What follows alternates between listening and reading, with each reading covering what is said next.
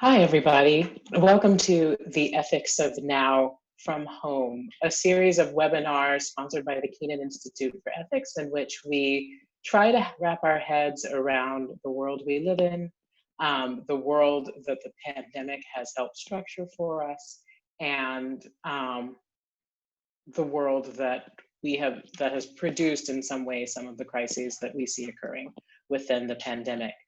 It has been a strange and exhausting week on top of a strange and exhausting spring. When Mark Anthony Neal and I spoke last week, we had some sense, I think, of our own shock of the murder of George Floyd, but that has been expanded and intensified, I think, by the passage of time and the realization that this is coming like drum beats, one after the other. We think in the context of the broad protest around the country, the feeling of despair that has manifested on the streets of our cities, it's important to have a conversation about race, police violence, and protest. We're going to move off our regular weekly cycle for that, and we're going to do that tomorrow afternoon at noon with me and my colleague Sandy Darity from the Cook Center for Social Equity. So please join us for that. You can register for it through Kenan's Ethics of Now page. We'll do that. Tonight, we are going to talk about a different topic. We're going to tackle sort of the pandemics in history, how we put this one in context of many kinds, the context of the past, but other contexts as well. And for this big project, which we will tackle for the next 55 minutes or so, I'm going to be joined by my colleague, Dr. Jeff Baker. Jeff is the director of the Trent Center for Bioethics, Humanities, and the History of Medicine here at Duke, as well as the former director of Trent Center for the Trent Center's History of Medicine program. I am going to actually truncate my usually very long introductions, because if I talk about everything that Jeff has done, we'll be here forever. But also because I'd actually like to open up the conversation by asking Jeff to introduce himself. Before I do that, I'm going to remind you guys how this works. We will talk until about 7:40, then we will ask you to join us with your questions. The chat function has been disabled, so send your questions in via the Q&A function, and we will try to get to as many as we can. And with that, I'll hush and turn the mic over to you. So Jeff, will you start by telling us a little bit about yourself, and then also to kind of place us how coronavirus has affected you? Thanks, Adrian. Can you hear me okay, by the way? Yeah, I hear you perfectly. Okay, thanks. Can you hear me? Well, I hear you fine. Yeah. Okay, great. So it's good to see everyone. I'm kind of a strange animal. I'm a pediatrician and a historian. As a historian, I've done work in different areas, including history of health disparities in Durham.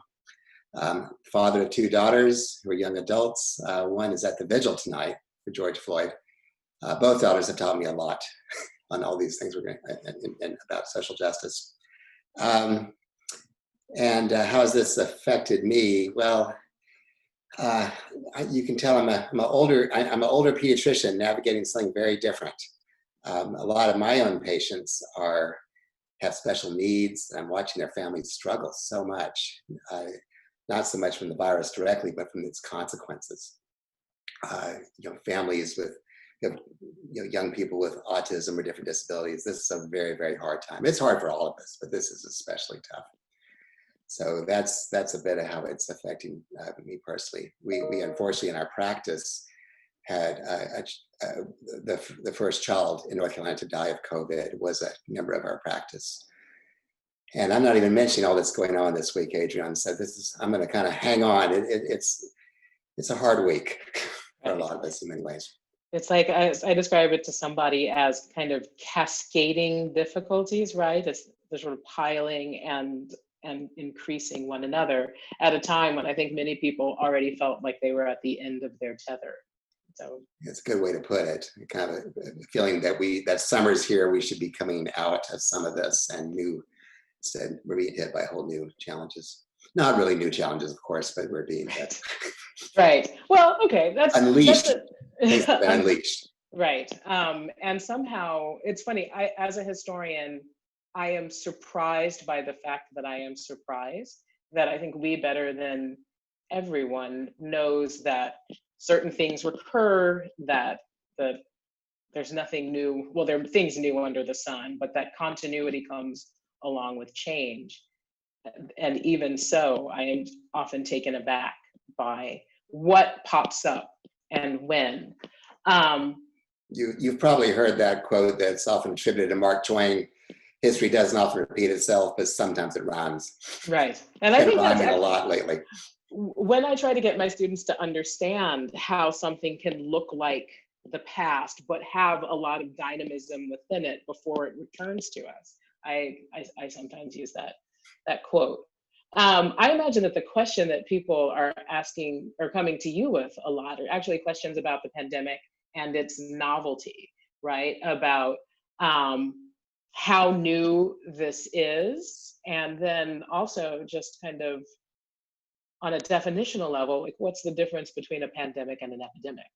Oh, yeah. Let me take your concrete question first. Okay. Although it's not quite as concrete as you might expect. I mean, the straightforward definition of an epidemic versus pandemic is that an epidemic is an outbreak of disease that still is somewhat local, right? Whereas a pandemic is global, it's big and sweeping. There's some connotation that goes beyond that, though, too. I think maybe we're overusing the word epidemic, perhaps. We're applying it to obesity and autism, an area I work with a lot.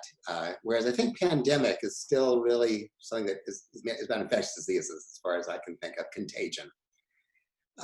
So this is really a pandemic. It's something that started in China that came here, kind of joins a whole series of other pandemics in history, going back to bubonic plague and cholera, HIV in the last century, of course, the Spanish flu. And maybe one other word that I might be tossing out if I'm not careful is endemic, which is there are diseases that come in outbursts, epidemic or pandemic if it's global. And there are endemic diseases. They can be infectious too, right?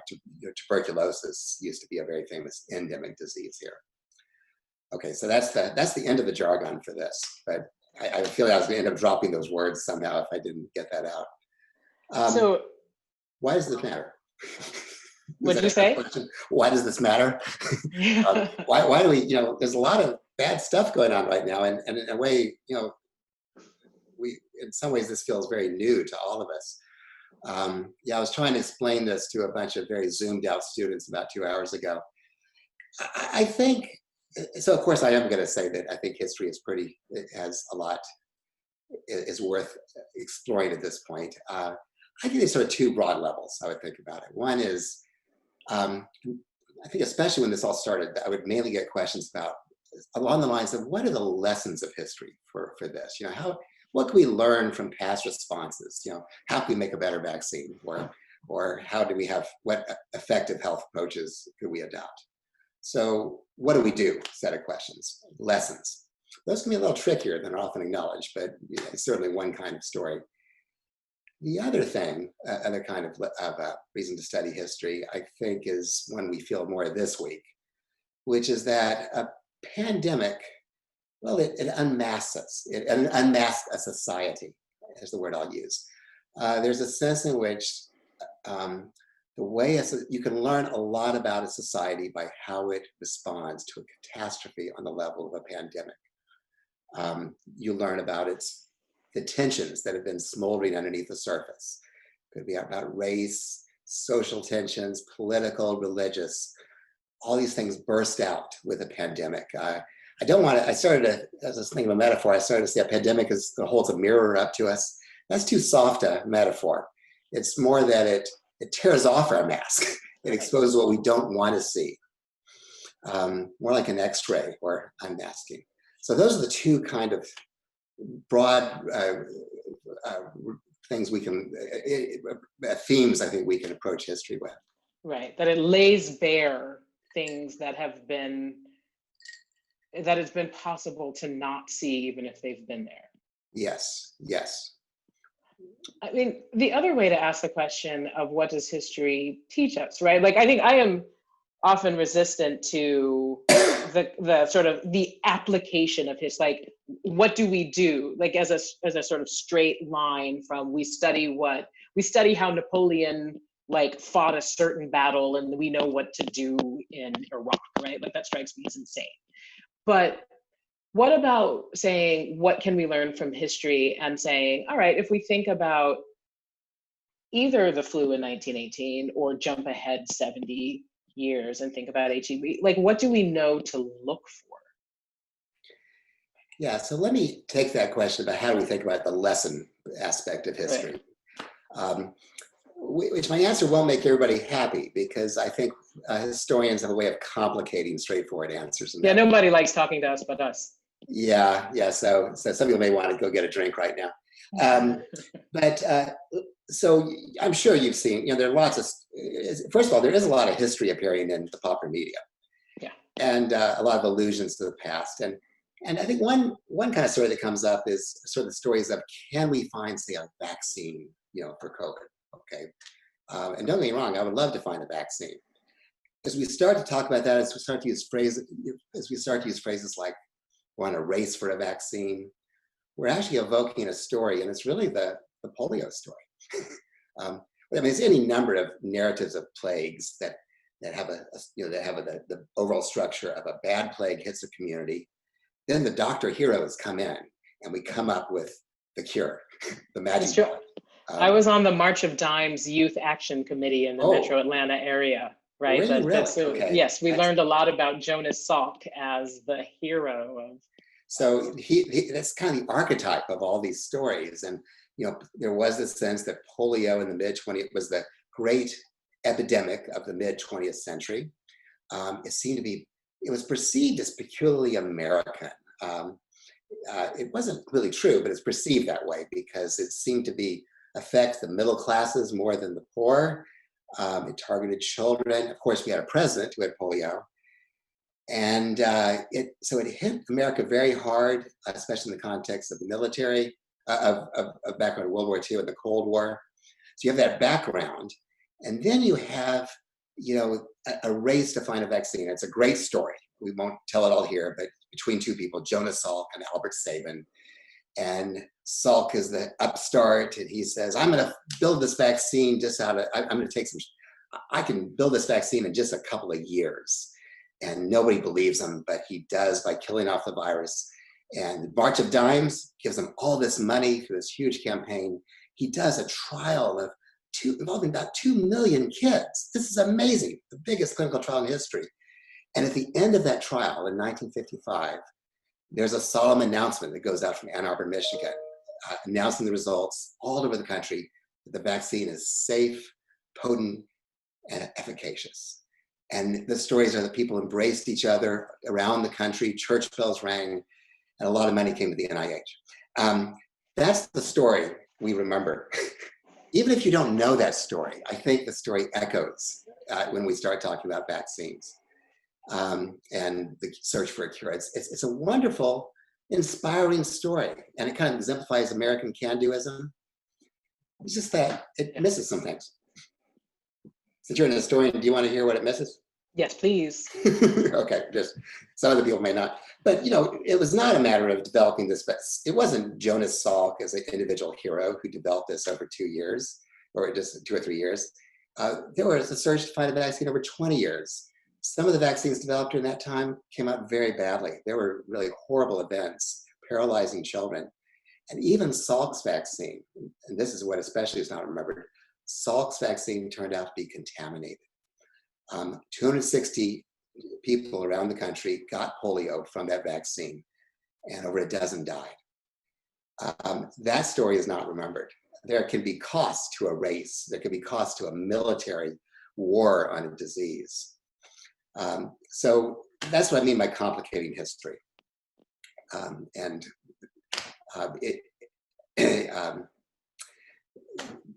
But I think it's important. We can't rely on myths about magic bullets, because I think those myths can cause us to not think about other aspects of fighting pandemics or countering them. So, well, two questions. One, what are the magic bullets? I mean, so vaccines, obviously, but are there other magic bullets that you think people are reaching for or invoking with COVID? And then also, what does the harder right now work look like? Right? If it's not just, we'll just sit at home and wait until there's a vaccine and so that we can go outside, like what are the interim or what might be interim steps? Yeah, so, I guess we don't have that many, we don't have a real magic bullet yet for COVID, right? The things we talk about are, I've already mentioned the search for a vaccine. I think, again, that's likely to take, over a year, but despite the way the narrative is sometimes told. Of course, there's a lot of magic bullets that are hoped for. You might mention hydroxychloroquine as an example. I try not to. Anyway, but right. No, I'm kidding. But that happens when anybody is confronted with a pandemic, there'll be something like that comes out. People just want to grasp for something that might be a cure. It'll be a little more devious here, but I'll even argue that the ventilator might fall in that category today. We've had a lot of talks about, earlier I do, we really had concerns we might have a shortage of ventilators. And of course, in New York, things came right to the precipice with that. Horrible situation. But I think what I notice as a historian is the way that ventilators are being framed as a life-saving technology. Whereas unfortunately, if you are 70 years or older and you have severe COVID, what's called adult respiratory distress syndrome, ventilator is far from a life-saving technology. Maybe only 30% of people will survive after 2 weeks. It's really a pretty dreadful way to finish your life. There's something, though, very American about focusing on a technology as life-saving like that. And it very much happened with polio, too. It was the same. We think of iron lungs as horrible, right? But in the time, they're celebrated as this amazing technology and there were stories of people in Life magazine. Life magazine had stories of people who lived in an iron lung for 17 years. And the storyline was that they were heroes. So there is this, a danger of this, of putting our eggs in the magic bullet basket is we can put all of our hope in technology and what medicine can do. All of our hope there. And that can actually cause us to make some bad decisions. Right. This reminds me, I once heard a very eminent journalist give a talk where he was talking about all of the wonders of the 20th century. And his transition to talking about race was, unfortunately, there is no delete key for racism, which I thought was the most ham-handed move to the next topic, but was, again, I mean, in some ways it was this sort of like, if only we had a magic pill to make racism go away. And even as a college student, I thought, except that we know the kinds of things that we need to do to make people's lives easier in the face of ongoing racism or in response to the legacies of it, right? They involve the kind of broad social work that is necessary but harder. And so I said that in part because my brain just flashed it, but also because I'm thinking about how there are certain public health interventions that other countries are doing or that we have seen people do in previous crises that just don't seem to be taking off to the extent that they might here. So I know what I think those are, but I'd like to hear you talk a little bit about other kinds of interventions, public health wise, that you think might be. So the public health intervention that's been talked about the most with respect to this is, of course, social distancing. And a lot of the push for that as a response to this plague really came from studies of the Spanish flu.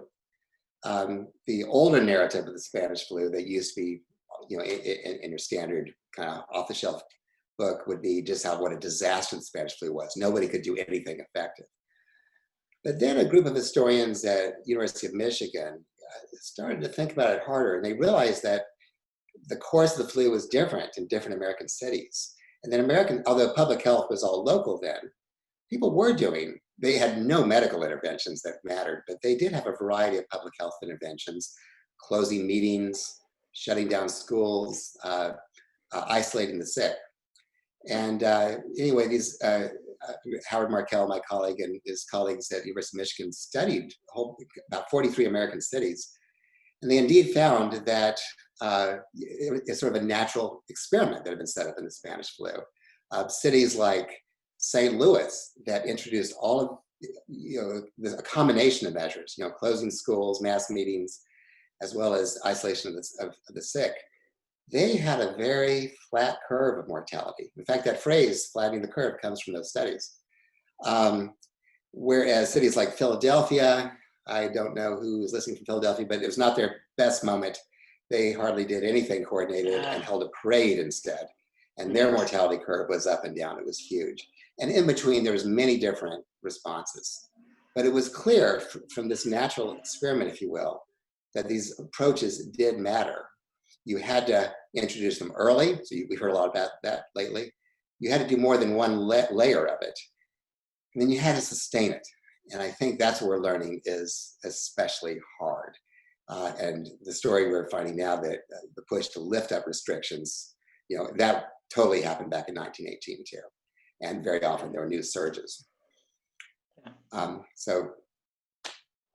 So I always lecture about this, well, I don't always. I actually think that I have neglected to do it justice. But when I lecture about the Spanish flu or the 1918 flu, it's in the context of the sort of US 1898 to 1945 class, and in the context of World War I, and in the context of the Progressive Era, and how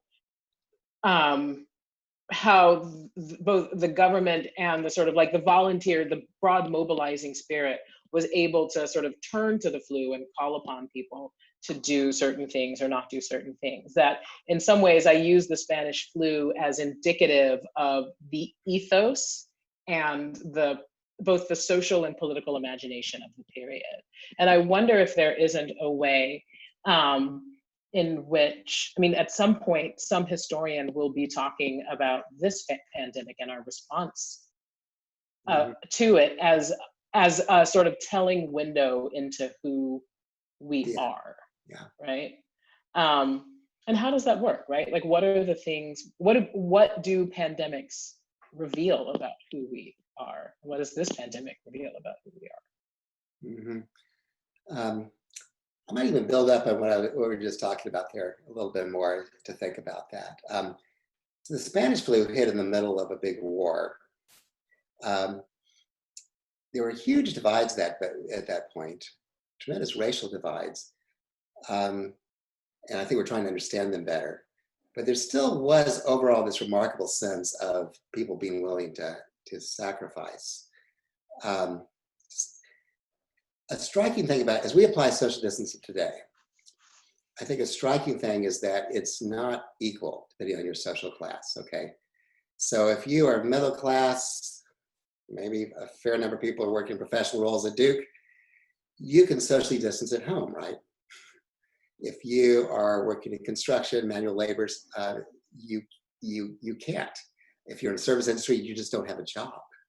So we have this big division of people, a group, some people who can stay in the economy and other people who can't. And I think this starts leading into what is going to be exposed about our culture at this moment of time. In Durham, we're watching this as we watch COVID unfold. As I understand it, it began mainly affecting everybody. Moved especially with the African-American community, and now it's moving into the Latinx community. Now, why is this happening? I think a lot of the spread is through household contacts now. We're not really having many mass meetings. Well, we are this week, but we haven't had many, right? Right. But imagine, you tell somebody who is affluent, we diagnose you with COVID, but you're not that sick, you don't need to be in the hospital. We tell you to go home and socially distance. If there's 2 people in your house, or 3, you could probably, and you have 2 stories, you could probably do that. If you're in a household that's multi-generational, um, kids, different caregivers, grandparents, all in one smaller apartment, you can't socially distance yourself very well, and that it's going to, the virus is going to spread. I think this is one reason we're seeing this disparity now. We're not taking that into account. In the Spanish flu, they did at least make an attempt to offer people, options to isolate people from their home. We don't hospitalize you unless you're so sick you really need the hospital. Maybe you're close to intensive care.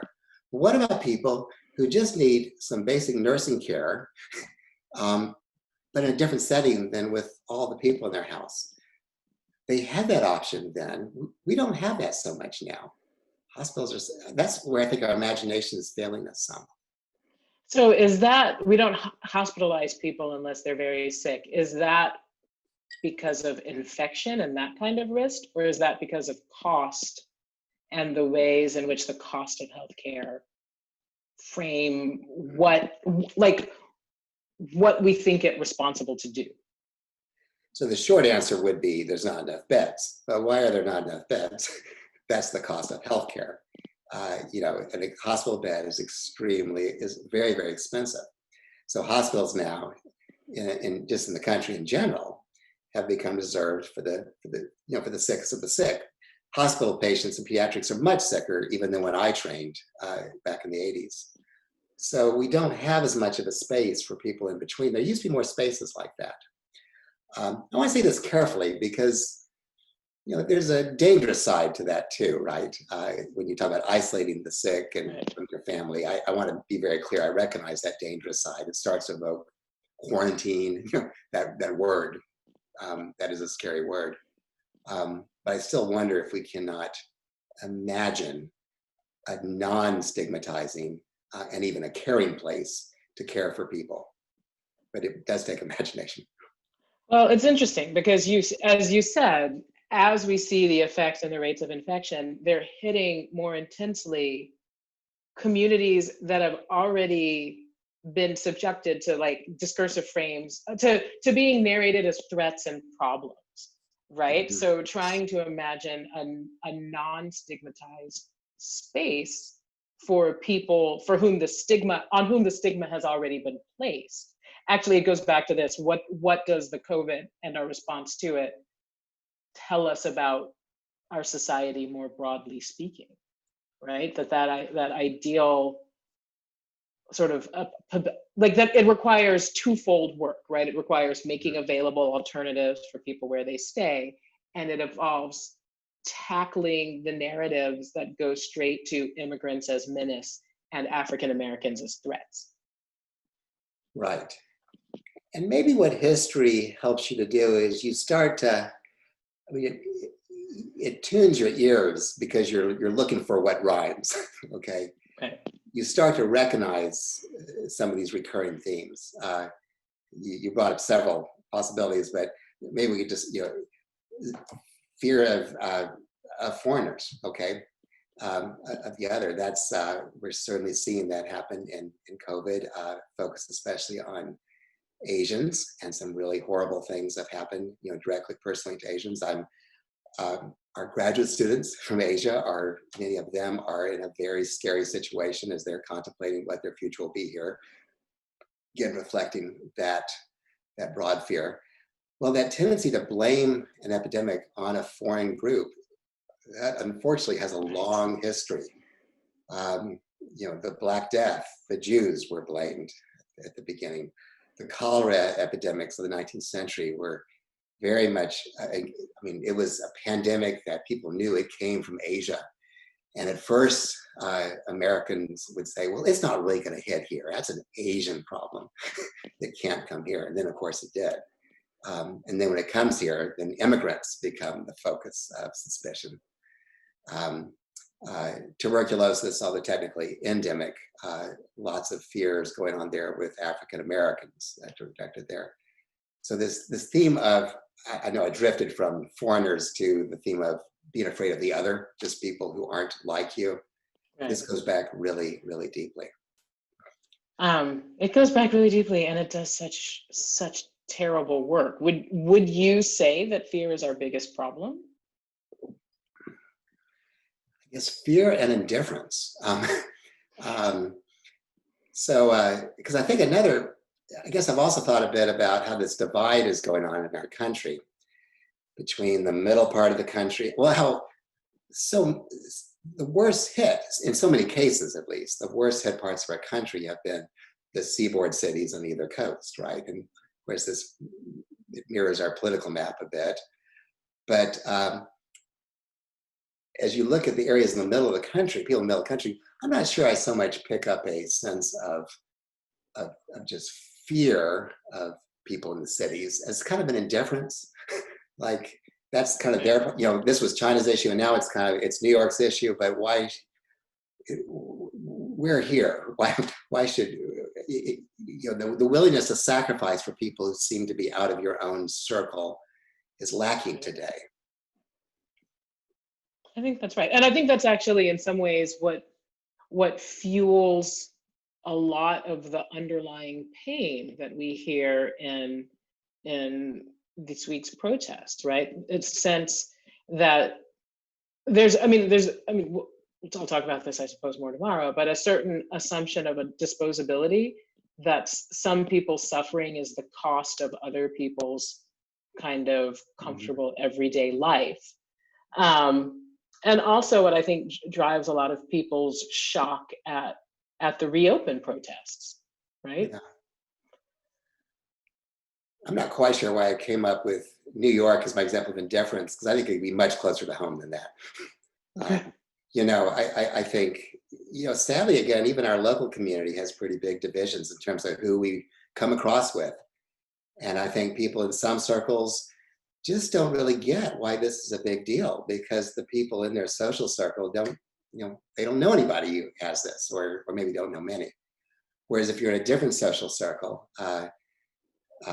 I was on a prayer lunch at an African-American church. Everyone there had close stories of people with sick with COVID. So the circle you're in, really does matter.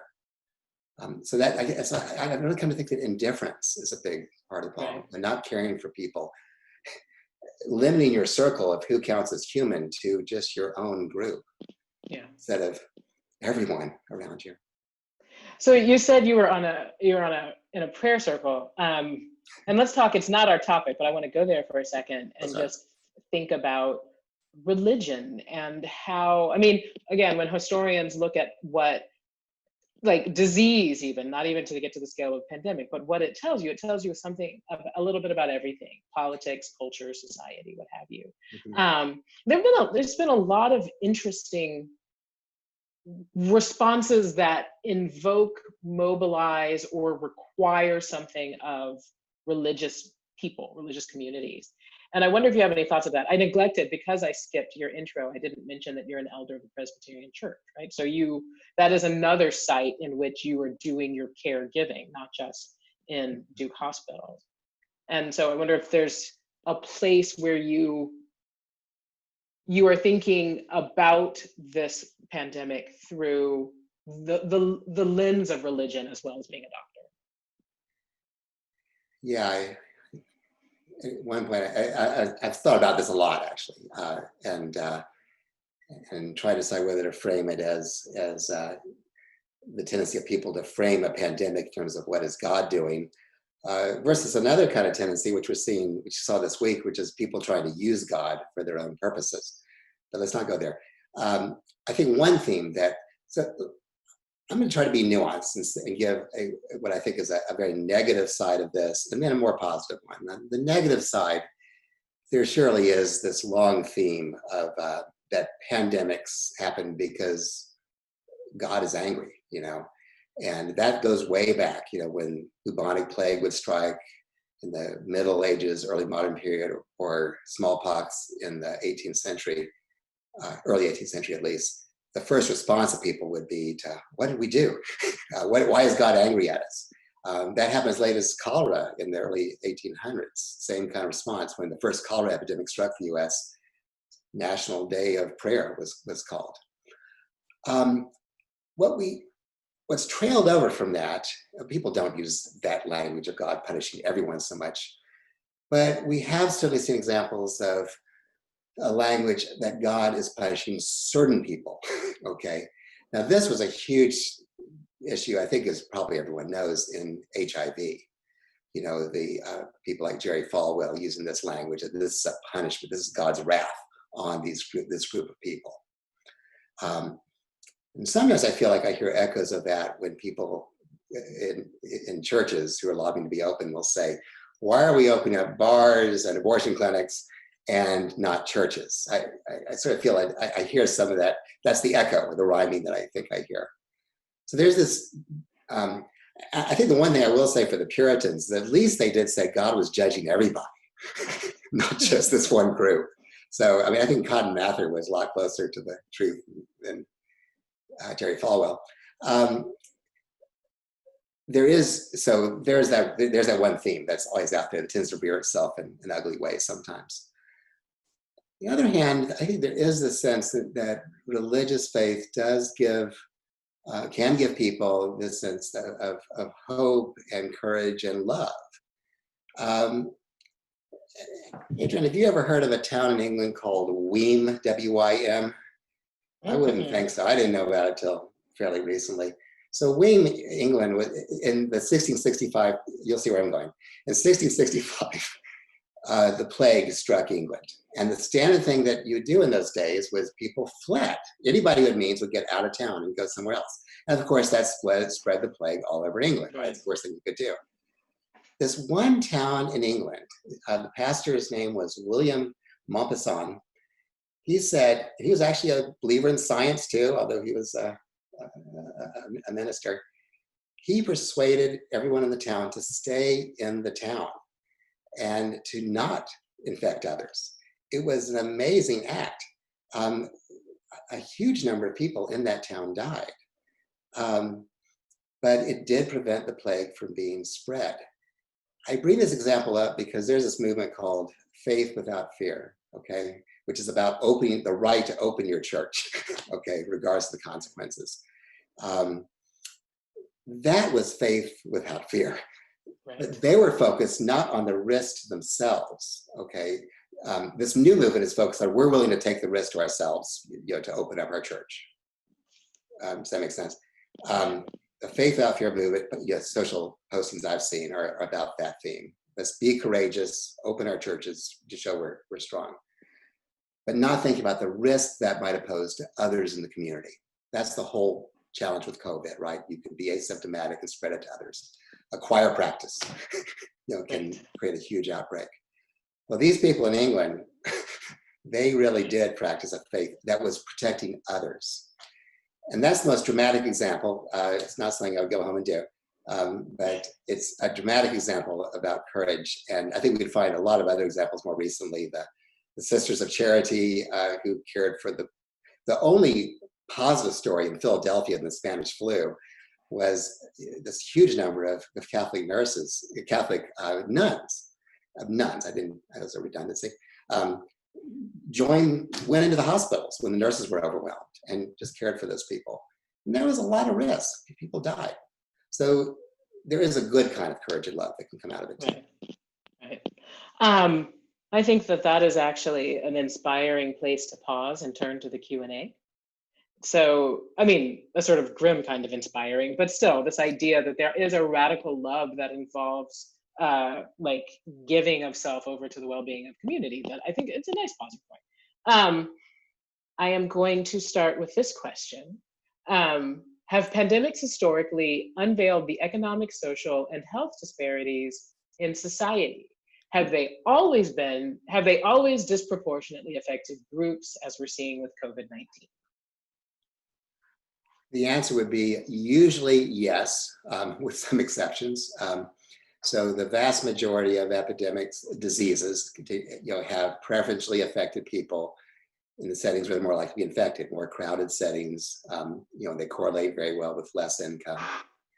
The old great, when infectious diseases were so common in the 19th century, they were especially clustered in the poorest tenements, districts of New York. There are some unusual exceptions, polio being a famous one. Polio is a disease that societies with lots of that in relatively non-affluent areas, people get as a baby. It's an endemic disease that doesn't make you very sick. When you grow up in a clean society that's more advanced, you don't get it till you're older, and you're much more likely to get paralysis. Franklin Delano Roosevelt, he never was around other kids, I don't think, outside his family until he was in boarding school. And then he got polio as an adult. Yeah. So that's the rare exception to the rule, but I call it the exception that proves the rule. Tara Hunter has this wonderful chapter in her book, To Joy My Freedom, the historian Tara Hunter. And that chapter is called Tuberculosis as a Negro Servant's Disease. Yes. And it's a chapter about how the white folks who employed Black domestic workers, which were a lot of them, because this was part of Black labor was cheap. This was kind of the point of Jim Crow, right? Worried about their maids or their cooks or their laundresses bringing tuberculosis into their house from these, it's a book about Atlanta, from these overcrowded neighborhoods with no public services. When actually the odds were higher, what Hunter writes, that the domestic workers would get the illness from the houses they worked in and then just bear the brunt of it more intensely. Yeah, I know that book, and when we worked on our project, we looked at in my student project looked at health disparities in Durham, and we looked at tuberculosis. We saw that the Durham Health Department in the 1920s, TB was twice as common among Blacks as whites, okay? The health department tried to launch a very aggressive campaign, but no Black people would come to be screened. And then you look at how the campaign was framed, and it was, all the headlines were about how this fear of Black people being a threat to white people, giving them TB. And I think Black folks realized that, and they weren't going to cooperate with that. Never mind the fact that if they were diagnosed, there was no option for them besides going home and resting in their house. Right. It's like, I offer you one more way to surveil and stigmatize me with nothing to alleviate my hurt. This person asks, how novel is this novel coronavirus really? How is it different from other coronaviruses we've seen recently or historically? Yeah, and then it repeats itself. So how novel is this novel coronavirus? Yeah, so this is, coronaviruses, there's a number of them out there. Most of them just cause colds, as most people recognize. Then you get these occasional funny strains where there's that mixing with presumably some kind of animal DNA. So SARS was the closest example. In fact, coronavirus today is really called SARS #2 coronavirus. And that is a close analogy in some ways.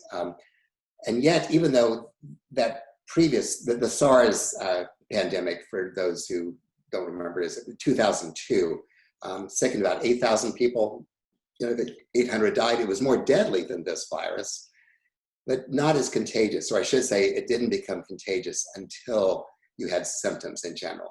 So that's a much better setting where kind of isolation techniques work. So that's the closest analogy to this new one. And yet this new coronavirus is really quite different in important ways. So let's see what's coming next. Question.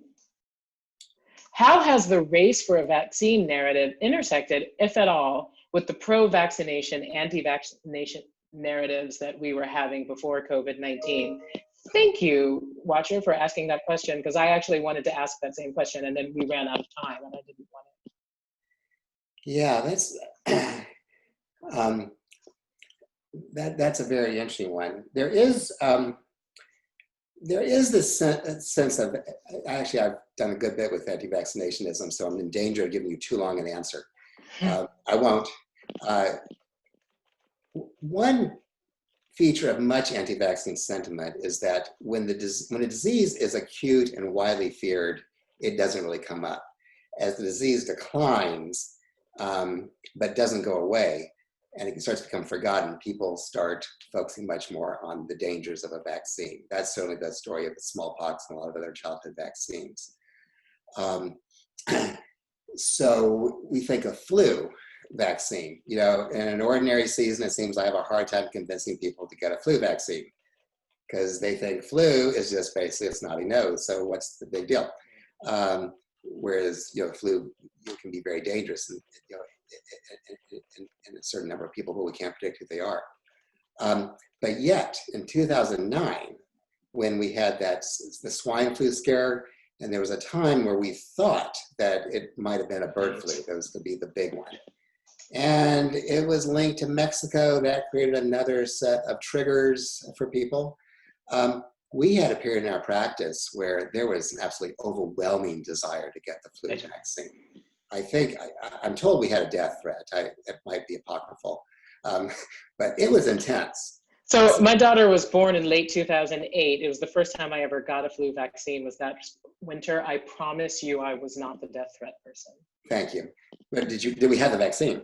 Yes. Okay, Yes. well, that's why you weren't. This is somebody I guess that's true. I have no idea who I would have been in an emergency. Okay. So I'm not quite sure how these things will play out, I guess, this year. We're in this time of just so much distrust and getting sources from different information, getting your information from different sources. I'm still not sure how that's going to play out. I think still overall, if the disease is bad, most people are going to go for the magic bullet. Including yeah. me. Well, I remember reading, I keep bringing it back to the progressive era, but talking to someone who was writing about anti-vaccinationists in relation to smallpox. And he showed us pictures of all of these like smallpox vaccines that had gone wrong. And he was properly horrified and could see why folks would be anti-vaccinationists. I leaped forward ahead in the book and saw pictures of full outbreaks of smallpox and thought, I don't know. I actually think maybe I too would have been, even in this period 100 years ago when things were unknown, I would have been one of the people in line to just try the vaccine. Mm-hmm. Yeah, so I think, my point about, when I make the comment about the vaccine race, when we have a vaccine that is a safe and potent vaccine, I'm going to be the first to, I'm not going to be the first to get it, but I'm going to want to get it, right? My point was more that if we have unrealistic expectations of how fast we're going to have that intervention, it directs our energy away. It lulls us into kind of a false optimism and not addressing this very hard road that we have ahead of us. That's the danger, I think. So the next question, which I think builds on your answer here, actually asks you to be Dr. Anthony Fauci. Says, if you had the national stage for a few minutes and could give one piece of advice for this time, what would you advise? Oh gosh, I'm not Anthony Fauci. I think my voice is a little more harsh.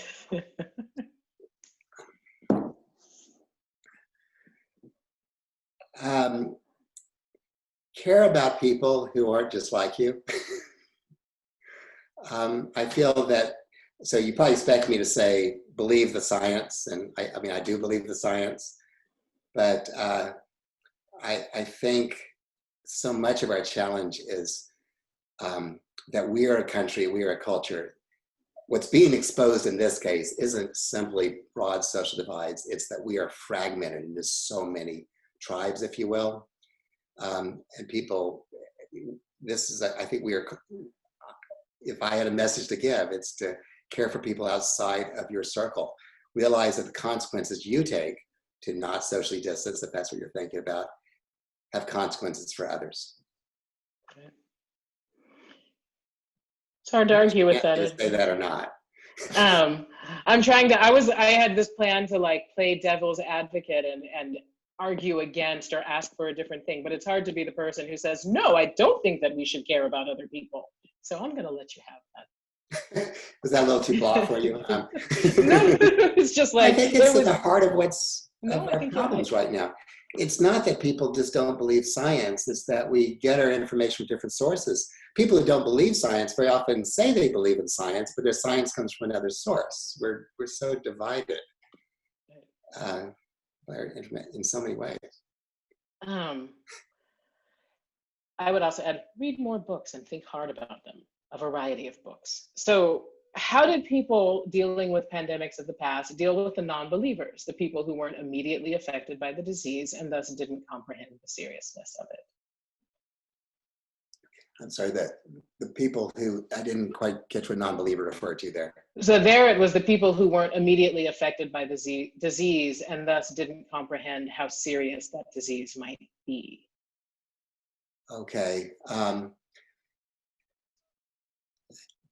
Well, I think an example, so of course, when the germ theory emerges in the late 1800s, right, it's not really an intuitive way to think of things. You know, most people thought that infectious diseases were caused by filth, bad smells, poisons in the air, and that's a really commonsensical way to think about it. The idea they're caused by these little microorganisms you can't see is not common sense. That sounds like magic.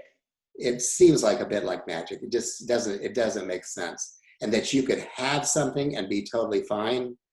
So you might know where I'm headed toward this. I'm thinking of people, so as bacteriology progressed in the early 20th century, it began to identify people who were carriers, who weren't sick and yet could give the illness to others, kind of like having the COVID. Most famous such case, of course, was a woman, a cook, who in Long Island made the very best ice cream for the affluent of Long Island in the early 1900s, Mary Mallon, who felt totally fine, but unknowingly transmitted to all these wealthy families typhoid. And the story, she would not be convinced that she was carrying this. Now, the ways that people try to convince her were pretty terrible. I mean, Right. it was, but she ended up going to the reader's question, that the efforts to persuade her to stop being a cook failed. Of course, they didn't train her to do something else, right? Right. That's where the imagination, I think, failed. Right. So just don't be a cook. And she kept showing up, you know, to cook in different settings. And finally, she was put in quarantine on an island in the East River. That's the great, really awful kind of story of what a society could do then. Right. I did not know that that's how that story ended, actually. Yeah. But you're right. They didn't offer her viable alternatives. I mean, it's just I don't think it's such an important point. You know, just you just can't tell somebody stop working. You know, what are you going to have them do instead? It reminds me of when the Durham Health Department told people with tuberculosis, you have tuberculosis, you're African American, and there's no sanatorium you can go to, so just go home and rest and get plenty of rest. And by the way, you don't have a job. Right. You know, right. I guess it hits us as being obvious, but it didn't hit them as being obvious. And you wonder what people are going to look at our world and say, why didn't they get that? Right. Why didn't they get that? You can't send somebody home to an apartment of 6 people with 2 grandparents and tell them you've got COVID, don't give it to anybody else. Why didn't they get that? Right. And to go back to not the indifference, but the kind of what I call the kind of like narrow problem solving, it's sometimes that people don't get that. It's that they don't feel responsible for providing that part of the answer. And so what we also need, I think, is a kind of breadth and imagination and broad commitment to looking at all of the pieces and problem solving through all of the pieces. I'm going to pose this as our final question because we're coming to near the end of our time. And that is, one of the differences between this pandemic and others is that it's taking place in a world of social media and continuous cable TV news. Yes. In the World War I era pandemic, news was obtained from newspapers. Can you comment on how the evolution of our news sources through history has affected societal responses to infectious diseases? Yeah, I think that was a very perceptive question. All the questions have been perceptive, but so yeah, sometimes historians, we want to keep emphasizing what's rhyming, but there can be new things too. And although we could find some precedents for that in pamphlets and things like that, there's more democratic forms of communication that anti-vaccinationists, for example, love to use. I still think I would venture to say that what's happening now is on a few orders of magnitude further along than what you could do with pamphlets. And social media are playing a powerfully divisive role. I guess you just have to kind of look beyond that and kind of ask, who's making the rules about social media? Who's making decisions about what can be printed and not? I'm not going in the direction of censorship here. I'm just more bringing that. Facebook is making, Mark Zuckerberg is doing quite well. Right. And in a climate of sort of freedom and civil libertarianism that's allowing some really terrible truths to spread. As you know, Adrian, when radio came about, the country said, the airwaves are not everybody's. The airwaves are everyone's. They belong to all of us, and they licensed people who wanted to use the airwaves. The internet, we just gave it all out, and there's no regulation, just nothing at all. I don't want tight regulation, but did we go too far the other direction? I guess I don't have quick answers. I think the questioner can probably tell I don't have a clear answer here. I think this powerfully complicates our situation today. And I think it's a question that's going to come up in some related form tomorrow, when we're also talking about the role of new forms and faster forms of media in exposing instances of police brutality and other kinds of state violence, and bringing together communities virtually that then will take their protests out into actual space, right? And in both cases, I think we can talk about effects without being able to come down on pro or con new forms of mass media, right? We just need to think about the ways in which they're wrapping around our lives. We have come to the end of our time. I am sad to say. We have other questions in the hopper. I'm extremely sorry that we won't get to them. But I'm going to offer this one not to ask you for an answer, but to send everybody out to think about it, because I think that it's looking for those examples, or imagining if the answer to this question is no, but how we want to make the answer to this question yes, that will be a fruitful exercise. And that question is, are there any examples of societies that become more just on the other side of a pandemic? Less inequality, better social structures, etc. If so, is there any hope of us rhyming with them? Doesn't matter whether there are past examples, let's plan our better future. That conversation can begin tomorrow. If you'd like to join me and Sandy Darity at noon, I'd say back here, but where is here? We're all floating dots in the ether right now. And then we'll be back again next week, this time with Anna Gaspin-Pines of the Sanford School of Public Policy, to talk about families and children and the COVID crisis. As usual, you guys will get a link following up on this conversation to the recorded version of this conversation that'll be available within a day or two. And you can always, if you don't like watching videos, you can relive a bit of it through the live tweet that just happened on Twitter at the Kenan, I nearly said Kenan website, that shows you how like old media I am, at the Kenan Twitter page. So thank you all very much for being here. Thank you, Jeff, so much for talking through and working through some of these questions. Thank you for everything that you do, and strength to you taking care of yourself and others in this difficult time. Thank you very much.